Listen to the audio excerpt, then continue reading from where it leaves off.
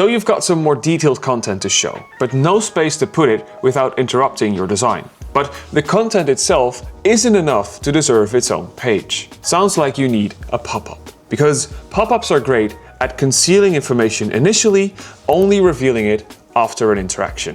In this course, we'll go through all the steps of building a pop-up and we'll look at some creative variations. We'll explore pop-ups that show on hover, on click, and even a pop-up that uses multi-actions to simultaneously hide other elements when it's opened. So each pop-up getting a bit more complex as we progress through the course. I've got a page containing a big fat Mercedes supercar, and I'm going to highlight some parts of the car, revealing additional information about it and even highlight that specific part of the car on hover. Let's start by adding a button on top of the bonnet, which will show my pop-up when it's hovered. I'll add a grow hover effect with a factor of 1.1. Now for the pop-up, I'll add a small background shape. Make that orange and give it a small white border. I'll add in an image of the engine, or for you Americans, the Maglr, and add some text to the right-hand side. I've got a second image that consists of an orange shape that precisely covers the bonnet. Let's group all of these elements together. I'll add some fade, start and end animations to make it enter and leave my view a bit smoother. Now, let's connect everything. In the Layers panel, I'm going to hide my grouped elements by default because I only want to show them when people hover my button. Speaking of which, select that button, head on over to the Interactions tab in the Element panel and select the On-Hover option. Make sure it's set to toggle to make it show while hovering, but it hides again when I stop hovering. And check the group to apply the interaction. Preview to see the results. Looks interesting. Thanks. Moving on to the next one, a bit more interesting.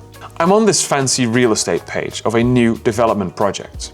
In the first bit, there's a button that says View Floor Plan that we're going to use to make the floor plan open in a sticky pop-up window that also darkens our background a little bit. So what we're going to need is a screen filling shape that darkens our background and another shape on top of it that will function as the background of our pop-up. Let's add in a title and an image slideshow that contains some top-down pictures of our house. Is that your house? You really think, if that was my house, that I'd be recording these courses? Yeah, fair enough. So for this one in particular, because we're going to be working with click interactions, don't forget to add a close button to the pop-up. Otherwise, my viewers will have no way to close the pop-up and become stuck with no way to continue with the rest of the page. Again, group all pop-up elements together except for the darkened background shape. I'll also give it a centered screen border position and enable the sticky option to make it stick to the center of my screen at all times. Lastly, I'll hide it using the eye icon in the Layers panel. So for the darkened background shape, I'm going to make it black and set the opacity to 90%. I'll also use the auto size options to make the elements fill my entire screen. Add a simple fade animation too for both the start and end animations. Hide this element too via the Layers panel. Now, let's connect everything. Head back to the View Floor Plan button. Go to the Interactions tab in the Element panel and make sure the On-Click option is selected.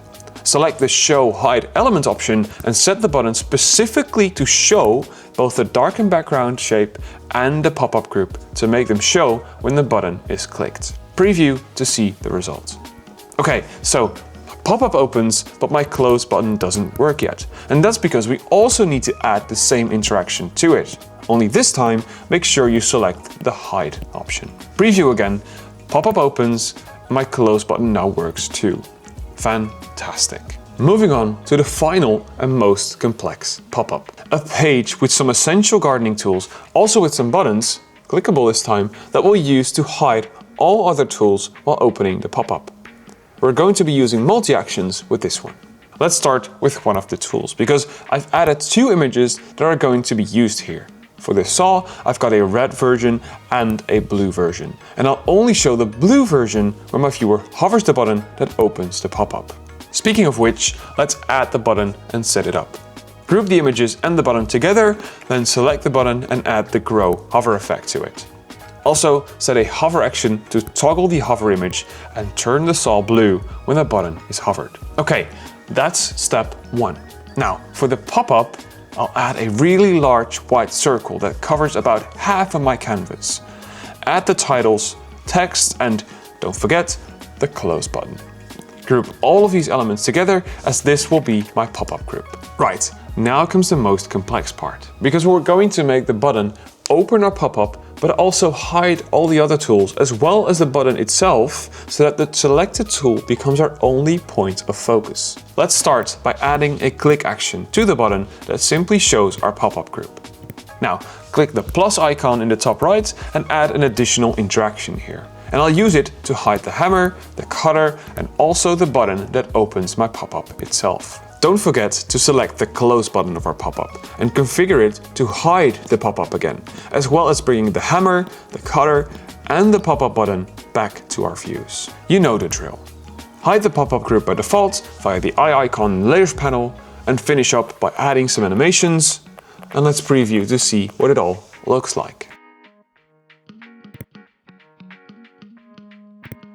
Looking good. Thanks. Right, so by now you should know the basics of creating custom pop-ups in Maglr. We looked at 3 creative examples to open pop-ups on hover, on click while also darkening our background, and even by using multi-actions to simultaneously show and hide specific elements when our button is clicked. As you will have seen in our examples, there are many solutions to pop-ups, and we're curious to see your creative takes on pop-ups too. So be sure to share them on your social platforms and tagging Maglr in your posts to notify us.